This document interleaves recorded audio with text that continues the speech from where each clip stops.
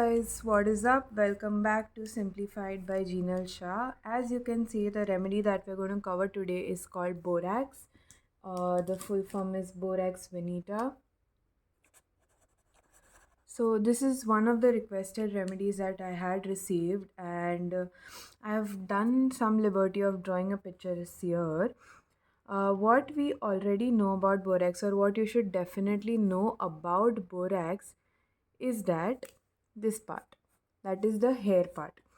It's the most peculiar symptom, and borax may be the only remedy where it is mentioned that hair is frowsy, tangled, they split and stick together. So it's like a chewing gum which is attached to the hair. It usually happens in children because they're lying and rubbing their hair against their head. So what do? We cut those hair. But the problem is, even after we cut it,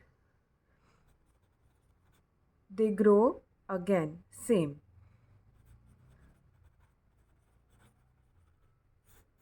Alright.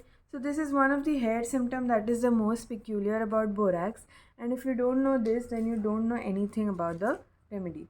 Although this might be the most peculiar one, it really doesn't link anything. The other most peculiar one is fear of downward motion, as you can see in this diagram.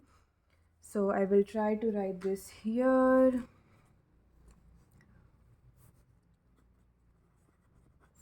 Fear of downward motion. So, if you could actually go down and search and find out any CNS reason where a child or any person for that matter would be fearful of downward motion, that could give us a link to explain borax remedy. Okay, so fear of downward motion, very important. If we had to talk about a child, right? So there are other things that he's also scared of. I will write that here. Rocking, that is in the cradle, dancing, going down the stairs again, of course, then swinging. So, usually, whatever a child does, he is upset about it. Even horseback riding. So, all of these sort of have a motion to it, and he's obviously affected by motion. So, it has to be some cerebellar or a brain disorder, or it could be a disorder wherein there is a pressure issue in the brain. Okay, intracranial pressure might be increased, which would lead to such symptoms. So, rocking, dancing, swinging, horseback riding, etc., all of these would cause him to cry a lot, and he will cling to nurse or mother, whoever is the caregiver, he will most likely cling to them. Okay, so this is one of the symptoms. Now let's go ahead from here. We've covered hair, then we move on to the eyelids. Now, the problem with eyelids is that they curl inwards. Now, if your eyelids are going to curl inwards, they're going to damage or inflame your cornea. Correct? So, there's going to be inflammation that would cause irritation. So, eyelids turn inwards. This is something that you have to remember. Secondly, there is some sort of inflammation which leads to formation or aggregation of these eyelids. And eyes are loaded with gummy exudate, especially at the outer canthus. So there's gummy exudate, especially at the outer canthus, and it is worse in the morning when the person wakes up. Very common symptom in the child.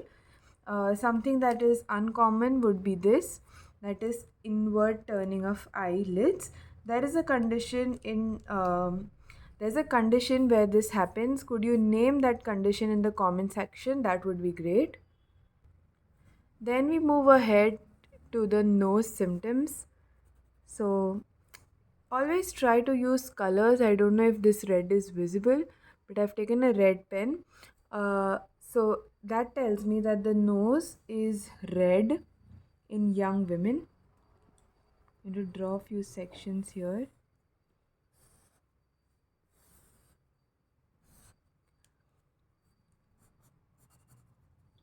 So red nose in young women. So this is the first symptom which we've talked outside of the child symptoms. Another thing that you could relate both for children as well as adults is constant blowing of nose. Nostrils are crusty and inflamed. There's crust here, this crusty and inflamed. Right sided, if not, then right, first left or right more than left. It's mostly right sided, which you could remember from Borax, right? R. So it's right sided remedy, crusty, inflamed nostrils, constant blowing of the nose but gives no relief, right more than left. Okay, then we go ahead and we come down to the mouth symptoms. Now remember Borax or Veneta, you can remember like Veneta is vanilla.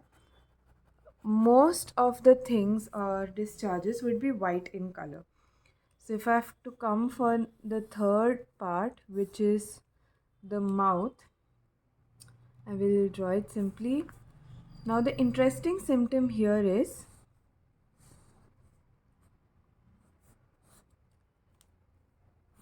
there are going to be apthe, which is like common sense by now. Going to be apthe, that is ulcers, and ulcers could be everywhere, right? It could be on the lips, it could be on tongue, it could be in our cheeks, anywhere. And the apthe could be because of malnutrition or anything, but one main reason which they do mention in the book is in old people due to dentures, right? So it's a common symptom with people with dentures, so you could think of borax in such situation as well. Now that's about old people, but what about a child? So here it will prevent a child from nursing, okay, because the ulcers are going to be very painful.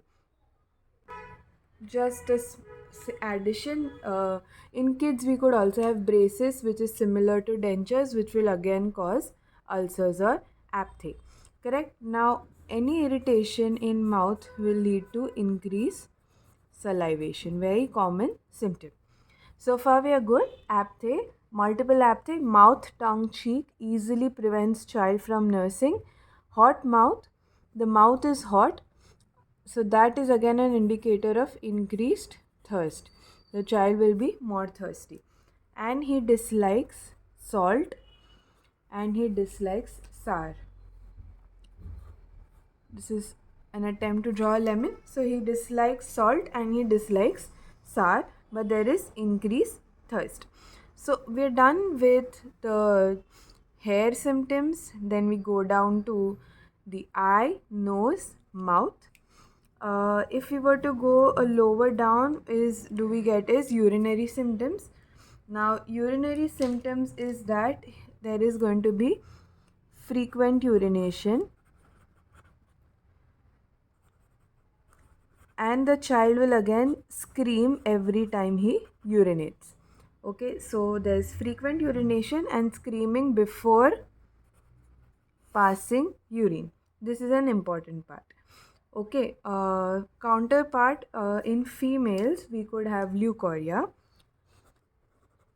Now as I mentioned, you can remember vanilla. So leukorrhea is going to be white, profuse, which indicates it's more likely infected. It might not be very infected. It's albuminous, starchy, and it's very profuse.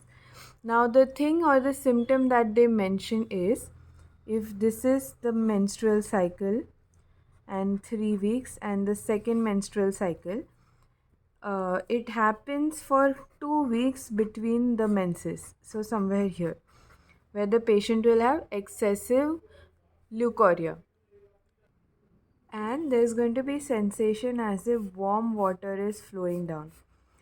Urine was also warm, apthe or mouth was also warm and dry, and so is leukorrhea. So, one more thing that we could remember out of it. Lastly, uh, there's going to be easy suppuration or ulceration, and unhealthy or slight injury will suppurate. So, there's unhealthiness, malnutrition possibly, where slight injury would lead to suppuration. Lastly, and I'm promise this is the last point, that the patient is or the person is very light sleeper. So the textbook mentions about that the child wakes up without any reason. There's absolutely no cause that could be detected. At the same time, there are symptoms like they are very sensitive to noise. Okay, so sensitive to noise, and they mention about that if they hear even somebody crying, coughing, sneezing, or even lighting a match, the child will wake up. So I don't think they are waking up without any cause, but it's probably they hear even the slightest or a sudden noise like a cough or a sneeze, and they wake up and give their mothers a hard time. Mostly they'll want to cling to them and have a little bit of crying spell. All right. Um, Probably not one of the best remedies so far, but since it was very requested, if you've liked this video, please hit the like button and share it amongst your friends. And if you haven't subscribed already, please do subscribe to the channel to get more and more videos.